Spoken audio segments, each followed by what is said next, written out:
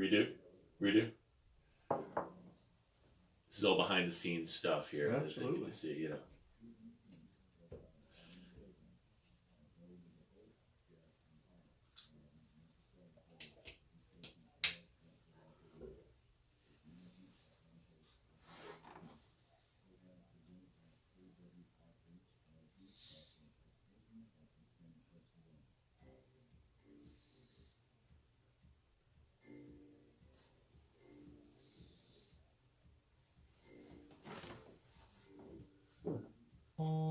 All right. This is Business, or Time for Success, Business Owner Dads edition. And we've got a very special guest, Cliff Roberts with Always Green Recycling. Hey, Cliff, how you doing? Great. Thank you for having me. Yeah, well, thanks for being on. And I love that we're going to get to discuss, and we were talking about this a little bit before, that not only are you a business owner and dad, and so you got grandchildren, right? And, Yes, sir. and all that. An 8-year-old. His name is Logan. He's my buddy. Yeah, yeah. So and you probably have to prioritize time with that, but also you've got how many years in the military? 30 years. So thank you for your service. I mean, 30 years is Absolutely amazing. And so we're going to have some really great perspectives today on that. So definitely look forward to it. And just so the guests kind of know, what does Always Green Recycling do? Always Green Recycling. I started it 10 years ago with a Chevy Blazer and a Harley Davidson trailer. And we put recycling bins in offices and come in periodically, either weekly or every other week, and empty them. And it's been a lot of fun, very successful, and it's a challenge every day, but I'm still having fun. Yeah, yeah. Well, where we live, there was a big accident, I guess, at like 4 o'clock in the morning that basically shut down a major highway. And I got stuck in that, actually coming out to the studio where this is all recorded. But you were saying you were there pretty much when the accident happened. I mean, you didn't cause the accident, but No. you were just... Thank goodness. No, I was actually running a route. You were running a route, yeah. And at 4:30 this morning, I was picking up a customer's cardboard, and the highway was blocked. So you have to get creative when Right. you're running routes in St. Louis. Right, right. Yeah. Well, yeah, I'm sure running routes anywhere, but you have to know those roads and you have to know where to go. Otherwise, you get stuck. Absolutely. And your clients don't get service. So was that fair to say that that's one of your little tips and tricks? Like if you're running routes, the roads like the back of your hand. Absolutely. and watch out for the amateur drivers. Plenty of them running around. So you started Always Green Recycling about 10 years ago, right? Last month. October of 2008. Right. Not right. that anybody's checking. No. Well, the fact checkers out there, right? Factcheck.org was gonna check that, but no. So 10 years ago, and you came off of a significant military career, 30 years. Was there any time between the military and then the business, or like how did that kind of flow? Absolutely. I lived in Houston, Texas, and moved up here in 2002. I took a job as a recruiter for a technical college. Okay. And did that for a few years, and then in 2008, I just thought, this would be a good hobby. I didn't know anybody. I didn't know where to take the stuff. And so there was about 10 years. Wow. In between. That's great. And I moved to St. Louis. I was only supposed to be here for a couple of years for the other job, but I actually fell in love with St. Louis. Love the people, love the atmosphere. I think St. Louis has a lot to offer. I'm glad I started my business in St. Louis. Yeah. But I'm St. Louis proud and live in Wentzville, and it's just, I don't know. I used to think I'd move away, but now with my grandson here, I'll probably always have a house here. So, even though I'm not used to the cold weather, I love to fish, love to play golf. And I'm not one of these St. Louis guys that's going to play golf when it's 35 degrees outside. You're not that hardcore at golfing? No. No. Now, what about Top Golf? I mean, I tried that once. It was a lot of fun. Yeah, We went in. It wasn't cold, but it's a great, I'd say, atmosphere to get to know people and just have fun and eat food, and you don't have to lug your bag all over the course. Right. Yeah, that's definitely a huge pro. You can just kind of sit and relax. Absolutely. So you thought that it was gonna be a good hobby, just picking up other people's recyclables. So when was that moment where you can think back and be like, there was that ding, the light bulb that went off? You know what? This is going to be a fun hobby. Can you do you remember when that was? It was almost immediately. Really? First off, I was creating a company. Yeah. I love the fact that I have employees, but Yes. I still have my first 2 employees that work for me. Wow. But that's incredible. just every month, our volume goes up. Even though the recycling industry right now in St. Louis is in a lot of turmoil, I think it's going to create opportunities for people to get better. Right. So Right. I'm actually enjoying it more now than I did when I was me and one truck. Really? And That's great. like when I first started, I didn't play golf for 2 years. I Really? worked 5-6 days a week, but it's never been. We've had some downsides, but it's never been just a drudgery. It's still Right. a lot of fun. Right. I still love going to work when it's 18 degrees outside, Yeah. like today, knowing I'm going to be out in the cold. But overall, it's just been a real blessing and an opportunity. That's great. So you like it more now. You like having employees. So I didn't say I liked having employees. Oh, I just said I have a lot of you employees. have a lot of employees. That could be a struggle. It could be a good or bad thing, right?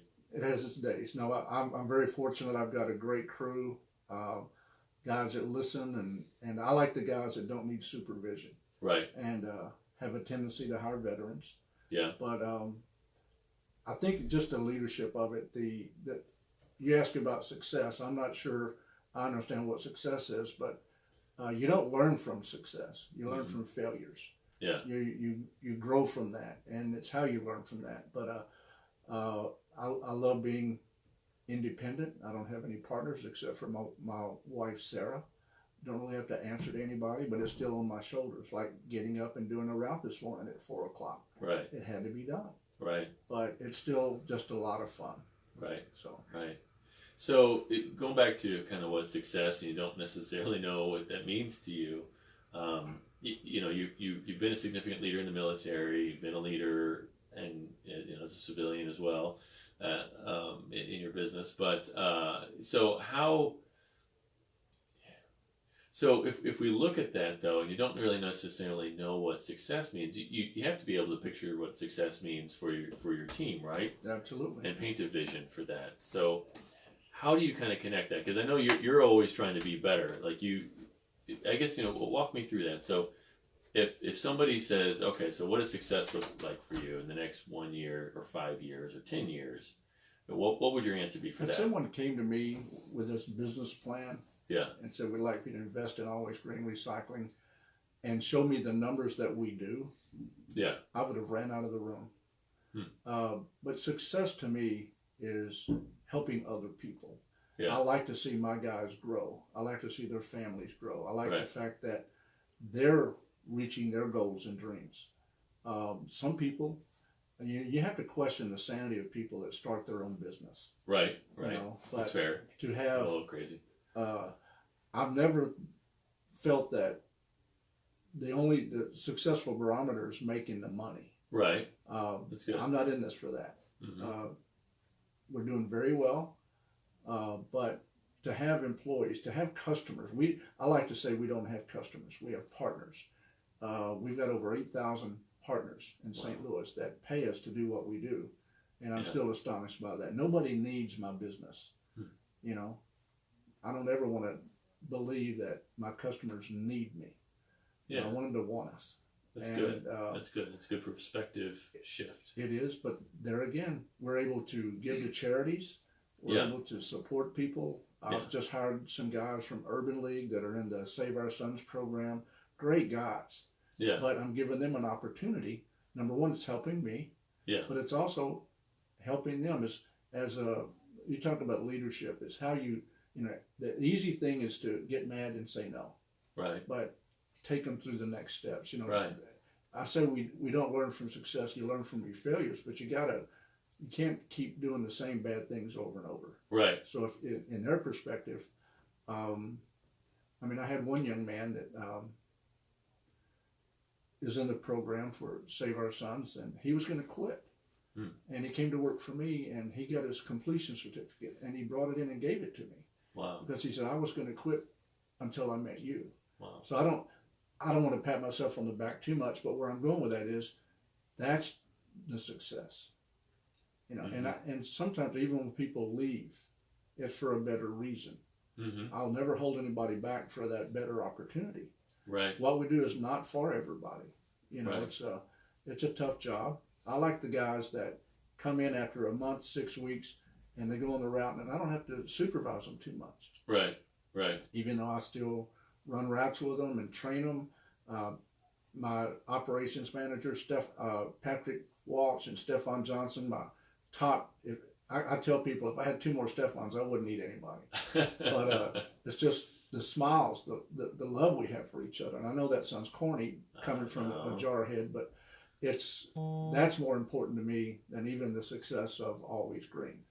Yeah, well, I like your viewpoint on it, because a lot of people too kind of get locked up or worked up in the numbers and you know, the profits and the profitability, which is great.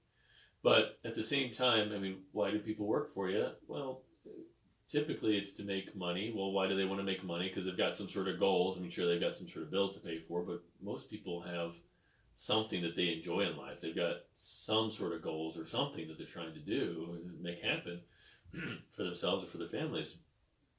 I mean, how, and I think your viewpoint is how does my job that I give them, how does that help them to that end, right? How does it help them get to the next step in life or the next level in life or whatever that looks like? Would that be fair to say? Absolutely. I you know, we just had an election and minimum wage. Well, we start our guys out quite a bit over. We actually pay our guys more than union. Wow. Because I feel like that's really the only reason they work for me, is to make that $16, $18, $20 an hour.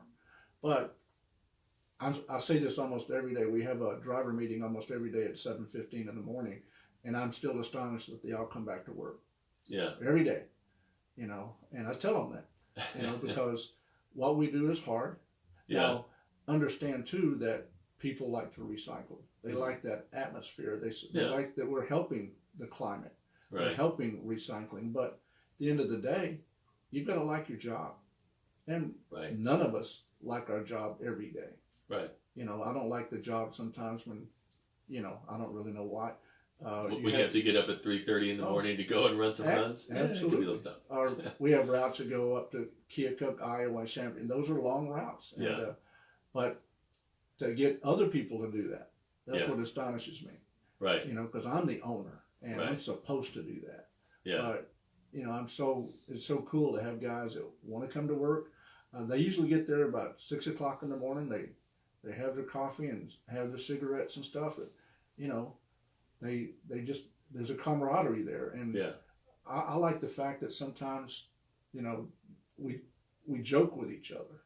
And that, to me, sets an atmosphere. Yeah. Not a kind of a bad joke, but just kid each other. But Yeah. at the end of the day, they know their jobs, and I hold them to that. I'm not that guy that worries about, you know, letting somebody know that they need to step it up, that they need Right. to. I don't want to do it in front of anybody, but that's just. And sometimes I've got to put me in check. Right. You know, am I expecting too much? Yeah. So it's a little bit, you kind of have more of a voluntary force, if you will, to a degree in your business. Nobody was drafted. Right. Nobody was drafted. Now, technically, you know, I don't know if you dealt with any drafted men that you led in the military, Absolutely. But did you? Okay. So, but still, you know, once they get in, they don't always necessarily know what they're getting in for. So, you know, they volunteer, but then things might be a little bit different than what they had in mind. Absolutely. So, but still, I'm sure there's huge lessons that you drew from there that still pertain to business. I mean, so what are some of the biggest lessons that you got to really empower your team? Because, I mean, let's face it, to really have a successful business, I mean, you have to be an effective leader.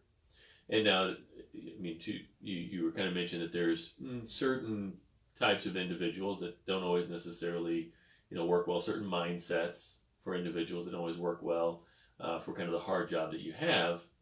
But, you know, you have veterans. They're very, you know, they're very loyal. They work. You know, they don't mind the hard work. They love the camaraderie. So so you built an incredible team. So what were the lessons that you've taken from the military career to Always Green? Be consistent. Okay, be consistent. Don't overreact, but That's a be huge consistent one. every day. And it's like kids. No two kids. I have a 38-year-old daughter that, that I raised, and she's wonderful. But no two kids are alike. Right. No two employees are it. What motivates one may not motivate the other. Right. I have to set the tone of consistency. Yeah. And they have to know where they stand. People want to know where they stand. Yeah. So the consistency is with your partners, with your employees. You have to be consistent, be the same every time, and sometimes that's tough. Yeah, no, I love that. I mean, and you're coming from a perspective of, you're setting that example. You're setting that tone for the business. You expect consistency, so you show consistency. A lot of people might call that kind of discipline, but I love the word that they have consistency with it, because it speaks to, I think, that visual of you coming in, doing the same thing every day, and being there for your team the same way every day, and treating people professionally and all that. So that's it's an interesting perspective, as from the leader standpoint. So now with raising children as well, you were in the military. You've got you said grandson, Yes. Logan, right now. So you've got a business. Sometimes you have to run out at 3:30 in the morning, 4 o'clock in the morning, and go run some runs. But I'm sure that you make time for the family, and you prioritize that in your life as well. So what does that look like? How do you balance you that? have to make time for as young businessmen, as young Marines. Mm-hmm. The Marines, it's just like any career. Yeah. You can move up. We talked about guys that get drafted. I mean, that would have been a tough deal. I mean, I went in at 69, but to have a family in the military is extremely tough, because when I was a recruiter, I'd see a 24-year-old man with 4 kids. Right. Well, I knew he wasn't going to be successful in the military. Yeah. And he's going in to make $392 a month. He's going to go to training, and then once you get out of boot camp and go to training, you can't take your family with you. Right. So, and then you deploy. And so it's tough. It's very tough on families. But yes, you have to make time. Like, I'm a phone call away from my grandson. Yeah. I'll change my life to be with him. Yeah. I like to say I was the same way with my daughter. Mm-hmm. But at the end of the day, that's really, you're the leader of the family. Yeah. And they follow your lead, I have 2 stepchildren. Yeah. And whether they like me or not, they both love me dearly, but you have to have that. You have to show them, especially as a step parent. But when I started my business, and people say, well, don't hire friends and family. Yeah. Well, we're such a small company. I mean, you become friends. Mm-hmm. I tell people I love my guys, and that's the way it has to be, but they don't take away from my family. Right. So, one of our policies is, if they have children and there's a program at school, go do it. If your child has surgery, be there. Wow. We'll cover the routes, but you have to make time. I mean, a lot of people think the almighty dollar, the almighty career. Yeah. But at the end of the day, that's your happiness. Right. Well, again, you take this perspective that again, I love, that not only do you care about your family, but you make that a priority for your team. I mean, you show it as a leader, and you encourage that amongst your employees and your team. And you realize that, that's a sincere part of a person's happiness and their ability to do the job well, I'm guessing, and consistent, and be consistent themselves.